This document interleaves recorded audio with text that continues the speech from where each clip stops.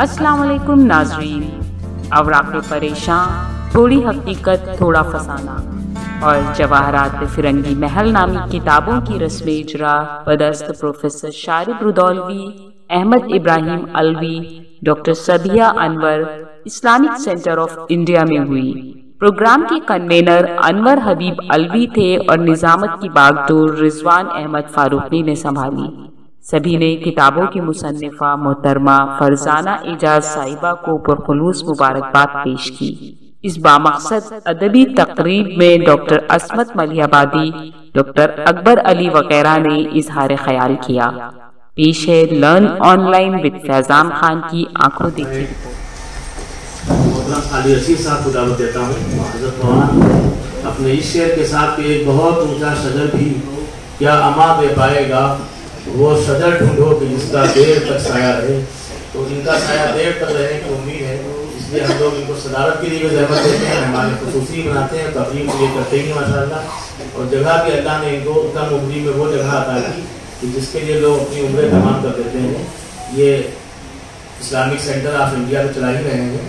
اس کے علاوہ بہت سے کام وہ ہیں جو ابھی تک صرف مولانا اشرف بندی صاحب کیا کرتے تھے، یعنی وہ بچے یا وہ قیدی جن کو کسی طرح قیدی بنا دیا گیا، مجرم بنا دیا گیا، ان کو وقتاً فوقتاً یہ آزاد کراتے رہتے ہیں۔ یہ بڑا کام ہے، اس طرح کا کام ملت میں شروع ہو جانا چاہیے۔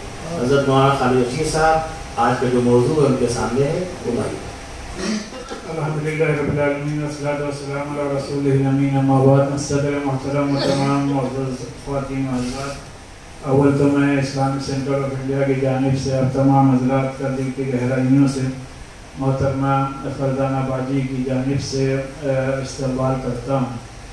اور فرزانہ باجی نے جو کارہائے نمایاں انجام دیے ہیں، بلکہ یہ کتابیں شائع کر کے آپ نے جو کارنامہ انجام دیا ہے، اور خصوصاً جواہرات فرنگی محل جو ہے، ان میں آپ نے جو اپنے والد محترم حضرت مولانا مفتی رضا انصاری صاحب رحمۃ اللہ علیہ، اللہ تبارک و تعالیٰ ان کی مغفرت فرمائے، ان کے جو مضامین کو آپ نے جمع کیا ہے، اس سے یقینی طور پر ایک تاریخ کو آپ نے جمع کرنے کا کام انجام دیا ہے۔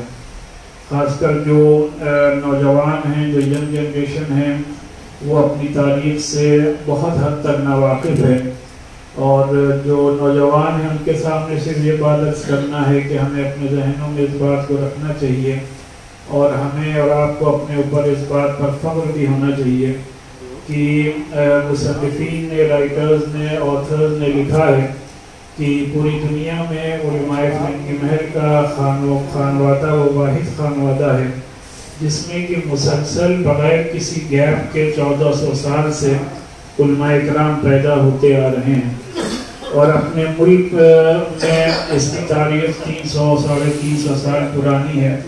اور اس تاریخ میں بھی اگر آپ دیکھیں تو 3 اور 4 بہت اہم شخصیات ایسی گزری تو سینکڑوں شخصیات ایسی ہیں جن کا تذکرہ ہونا چاہیے، لیکن بہت ہی بریف میں 3 شخصیات ایسی گزری ہیں جن کا کی پورے عالم اسلام میں اور پوری دنیا میں بہت ہی قدر کی نگاہ سے دیکھا جاتا ہے، جن میں کہ اول شخصیت گزری ہے بانی درس نظامی حضرت علامہ نظام الدین فرنگی محلی رحمۃ اللہ علیہ کی، جن کا کی سب سے بڑا کارنامہ یہ ہے کہ آپ نے مدارس کے لیے ایک نصاب، ایک سلیبس تحریر کیا جس کو کہ دنیا درس نظامی کے نام سے جانتی ہے، اور یہ کہا جا سکتا ہے بغیر کسی مبالغے کے کہ یہ پہلا وہ درس تھا جو کہ مدارس کے لیے، یہ پہلا وہ نصاب تھا جو کہ مدارس کے لیے تحریر کیا گیا۔ اور اس نصاب، اس سلیبس کا جو سب سے اہم اس کا پہلو ہے وہ یہ ہے کہ مسلمانوں میں جو جتنے بھی فرقے ہیں، جتنے بھی مسالک ہیں، چاہے ہمارے دیوبندی حضرات ہوں یا بریلوی حضرات ہیں، انہوں نے اس درس نظامی کو قبول کیا اور اپنے مدارس میں اسی کے مطابق انہوں نے اپنے یہاں پڑھائی کو جاری کیا۔ اور آج بھی 300 سال گزرنے کے بعد بھی چاہے دارالعلوم دیوبند ہو یا بریلوی مکتب فکر کے مدارس ہوں، ان تمام مدارس میں اسی درس نظامی کے تحت تعلیم دی جا رہی ہے۔ یہ اور بات ہے کہ ظاہر سی بات ہے کہ حالات کے لحاظ سے کتابوں میں ضرور تبدیلیاں واقع ہوئی ہیں اور وہ ضروری بھی تھی، اور حضرت مولانا رضا انصاری صاحب نے اس سلسلے میں جو سب سے اہم کارنامہ انجام دیا وہ یہ کہ آپ نے بانی درس نظامی کے نام سے حضرت مولانا نظام الدین رحمۃ اللہ علیہ کی پوری تاریخ کو ایک کتاب میں جمع کر کے آپ کی تمام خدمات کو دنیا کے سامنے ہمیشہ کے لیے زندہ کر دیا ہے۔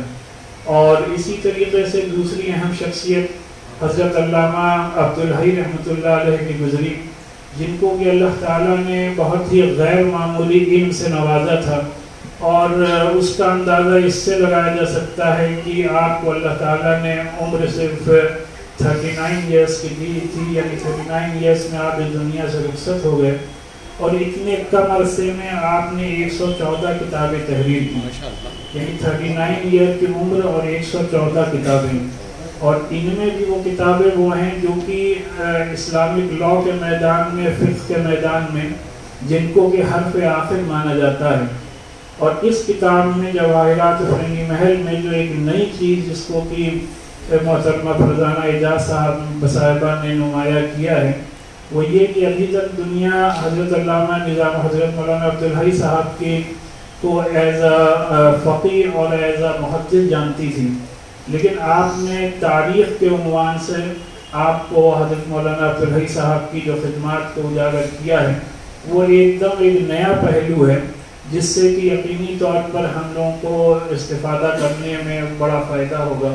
اور اسی کے ساتھ ساتھ ایک اہم شخصیت گزری حضرت مولانا عبدالباری فرنگی محلی رحمۃ اللہ علیہ کی، جن کو ان کی اللہ تعالیٰ نے عجیب اور غریب صفات سے پوری طریقے سے نوازا تھا کہ ایک طرف تو آپ نے بے شمار کتابیں تحریر کی، یہاں تک کہ تفسیر بھی آپ نے لکھی، اور اسی کے ساتھ ساتھ آپ نے سیاسی میدان میں بھی ایسے کارنامے انجام دیے جو کہ ہمارے پورے ملک کی تاریخ کا ایک اہم ترین حصہ ہے۔ ملک کی آزادی میں حضرت مولانا عبدالباری فرنگی محلی رحمۃ اللہ علیہ نے جس طریقے سے جب انگریزوں نے دیکھا کہ ہمارے ہاتھ سے ملک نکل رہا ہے تو ہندو اور مسلمانوں کے درمیان جو تفریق پیدا کرنے کی کوشش کی، اس کو حضرت مولانا نے بھاپ لیا، سمجھ لیا، اور آپ نے اسی شہر لکھنؤ کے فرنگی محل سے ہندو مسلم اتحاد کا نعرہ بلند کیا، جس کی وجہ سے مہاتما گاندھی خود چل کر کے فرنگی محل آئے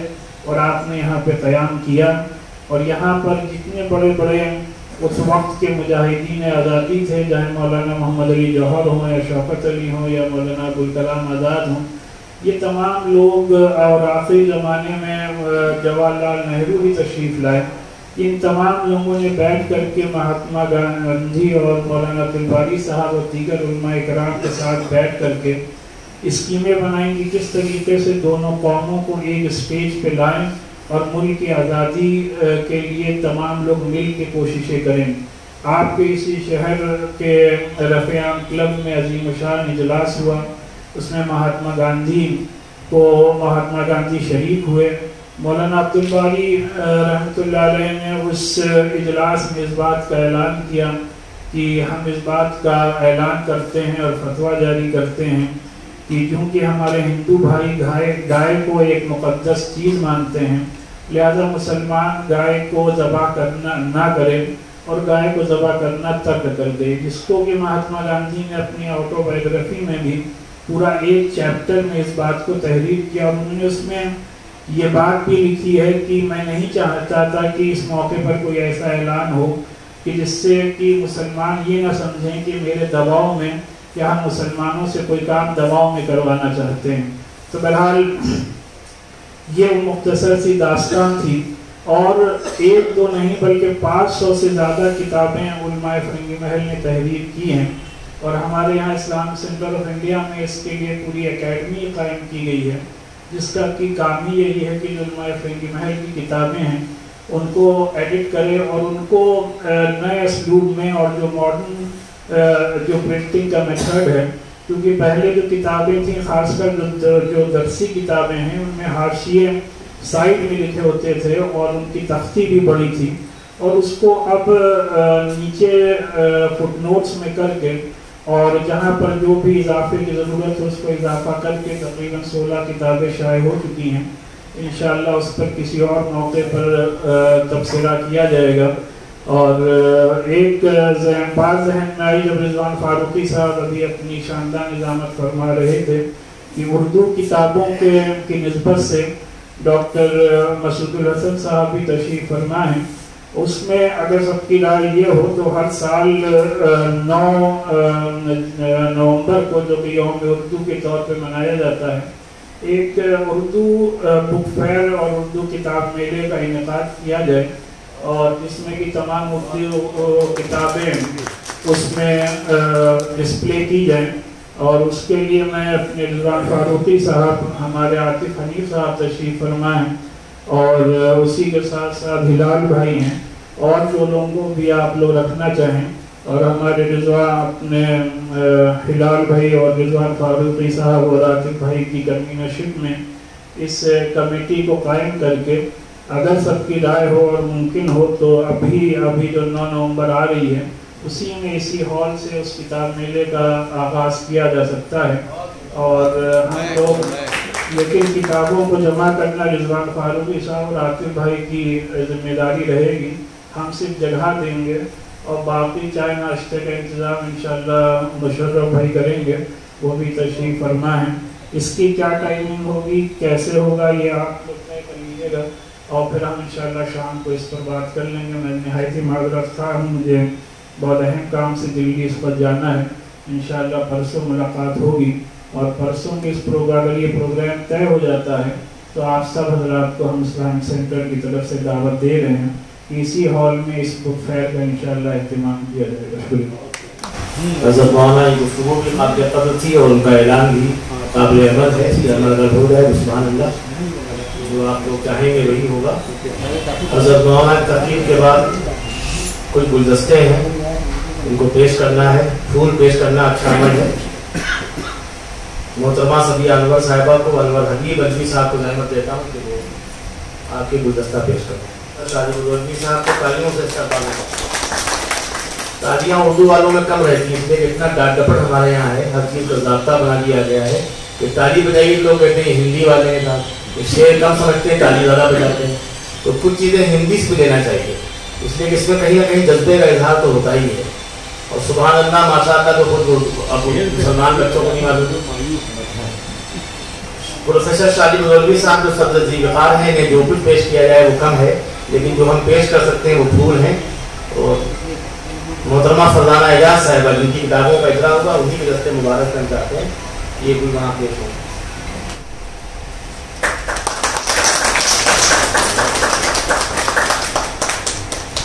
محترم احمد ابراہیم علوی صاحب کو عاطف حنیف صاحب زحمت کریں, پھول ان کی طرف لے کے جائیں اور ان کو پیش کریں. کہ علوی صاحب پوری طرح جوان ہے, اس لیے انتخاب بھی جوان کر دیا ہے. ڈاکٹر اسفل ملیہ آبادی صاحب, ان کو احتشام خان صاحب گل پیش کریں. سب نام لکھائے تھے اور بہت سوچ سمجھ کے لکھائے.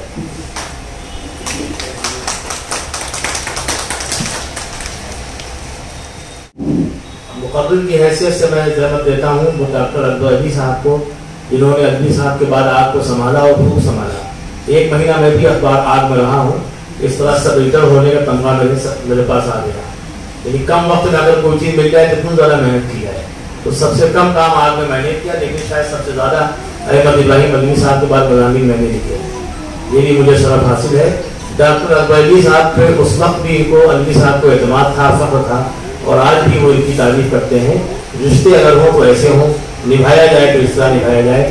میں نے جب میں گیا وہاں تو علوی صاحب نے کہا کہ اخبار کے 7 پیج ایسے ہیں جو اکبر علی صاحب تیار کر رہے ہیں. انہوں نے کسی کے بارے میں یہ نہیں کہا, جبکہ عام طور پہ لوگوں کے بارے میں یہ کہتے تھے کہ ہمارے اخبار میں ڈبل اے تک ہیں لیکن املا درست نہیں ہے. لیکن اکبر صاحب کے بارے میں انہوں نے کبھی نہیں کہا کہ اکبر صاحب نے بہت پریشان کیا, ڈگریاں تو بہت ہیں, کام کچھ بھی نہیں ہے. لیکن ہمیشہ یہ کہا کہ واقعی ڈاکٹر ہیں. 7 پیج یہ تیار کرتے ہیں, دیکھتا میں ہوں, دستخط میرے ہوتے ہیں, کام یہ بھی کافی کرتے ہیں. اسی اعتماد کا نتیجہ یہ ہوا کہ انقلاب والے ان کو اٹھا لے گئے مصلحتاً یا ضرورتاً. لیکن پھر انقلاب یہ آیا کہ آگ والے مجبور ہوئے کہ علوی صاحب کی طرف وہ تو وزیر ہیں کہ ہم نہیں بیٹھ سکتے, نہیں کر سکتے, نوجوان قیادت سامنے آنی چاہیے, تو کس کو لائیں. تو ملے پھر اکبر علی صاحب ان کو, یعنی علوی صاحب کا اعتماد ان پہ جو تھا وہ درست تھا. اور ہم لوگ بھی ان کو اسی عقیدت و احترام سے دیکھتے ہیں جس طرح الوی صاحب نے ان کو عزت دی. ڈاکٹر اکبر علی صاحب مائک پر. ضیاء میاں تشریف لے آئے ہیں جن کو ہم لوگ ضیاء بھیا کہتے ہیں. وہ تشریف لائے. یہاں ایک کرسی ہم بھی سوچ رہے تھے کہ لوگ یاد ہو رہے ہیں. یہ کرسیاں پہلے سے آپ کے احترام میں خالی ہیں. آپ تشریف لے. آپ ہی کی دعا پہ احترام ہونا ہے. اس کرسی کو آپ مسئلہ سمجھ کر تشریف رکھیے. لے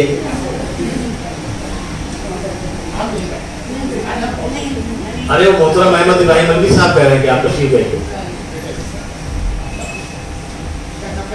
رشتوں کا واسطہ ہے کہ تشریف لائیے.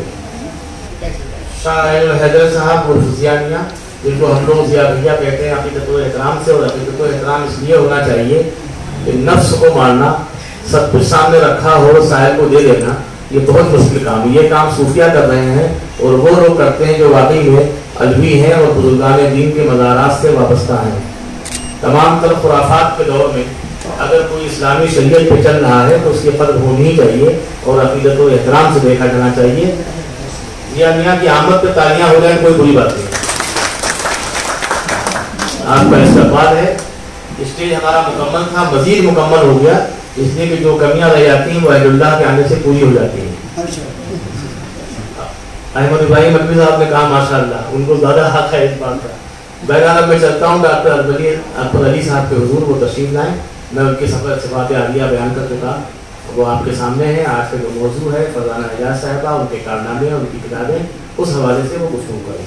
تقریب کے صدر محترم اور ہمارے استاد پروفیسر شاہد العلی صاحب, کاکوری خانقاہ کے سجادہ نشین جناب احمد حیدر الوی صاحب, ہمارے سرپرست, ہمارے میں کیا کہوں, میرے پاس الفاظ نہیں ہے اپنے الوی صاحب کے لیے, احمد ابراہیم الوی صاحب کے لیے. اور یہ حقیقت ہے کہ اس شہر میں لکھنؤ میں مجھ کو جو پہچان دی, میری جو سرپرستی تھی, وہ سارا حصہ انہیں کا ہے, ورنہ ظاہر سی بات ہے کہ اس جیل میں گم ہو جاتا. جناب اسمت مری آبادی صاحب, ڈاکٹر صدیہ انور صاحبہ اور میری بہن فرزانہ حجاز صاحبہ. پہلی بات تو یہ کہ میں اس تقریب میں ایک سامع کی حیثیت سے آیا تھا. مجھے کوئی حکم نہیں تھا کہ میں اظہار خیال نہیں کروں گا, لیکن یہ محبت ہے تو چند جملے کہہ کے میں اپنی بات ختم کروں گا, نہیں تاکہ اور جو ہمارے معزز حضرات ہیں ان کو موقع ملے. میں اپنی گفتگو ایک گمنام شاعر کے ایک شعر سے کر رہا ہوں کہ اے کتابوں گلے سے لگ جاؤ, اے کتابوں گلے سے لگ جاؤ, میری ہمدم ہو رازدار ہو تم. اے کتابوں گلے سے لگ جاؤ, میری ہمدم ہو رازدار ہو تم. مجھ کو غم سے پناہ دیتی ہو, میری ہمدرد و غمگسار.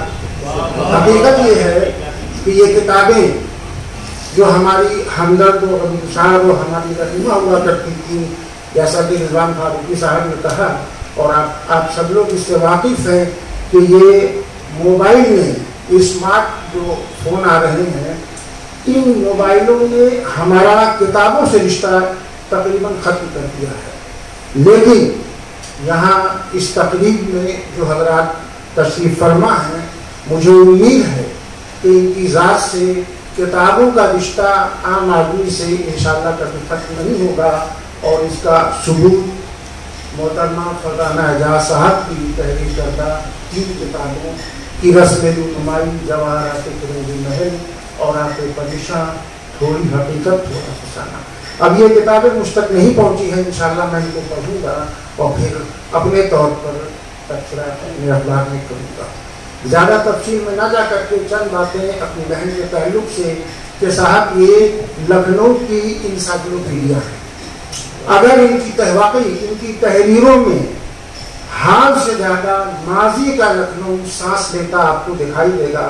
میں نے ان کی جتنی بھی تحریریں پڑھی ہیں, میں تو پورے دیش کا واسی ہوں.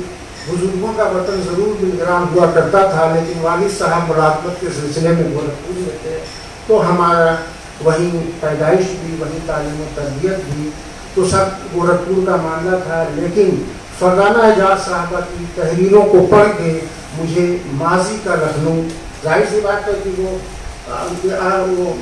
गुज़िश्ता लखनऊ वगैरह तो छोड़ दीजिए, लेकिन आज जो हम फलाना साहिबा की किताबों में जिस लखनऊ को, पुराने लखनऊ को और आज के लखनऊ को देखते हैं, ये बड़ी बात है कि कम से कम कोई ऐसा मुसव्विर तो है जो लखनऊ की खुशकुल तस्वीर अपनी तहरीरों के जरिए से कागीन की खिदमत पे पेश कर रहा है। ये बड़ी बात है।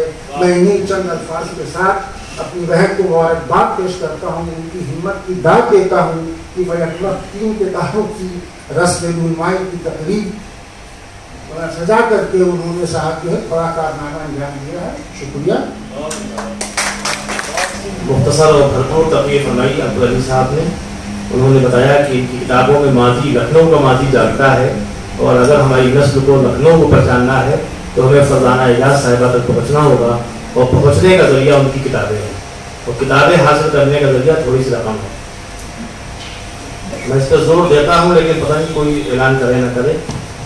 बहरहाल अब्दुल अली साहब ने अलवी साहब से अपने ताल्लुक़ को, प्रोफेसर शारिफ साहब से ताल्लुक़ को बिलग्राम के हवाले से बताया कि वो बिलग्राम जो दास्तान में है, तारीख में है, लेकिन बिलग्राम बड़ी अहम जगह है।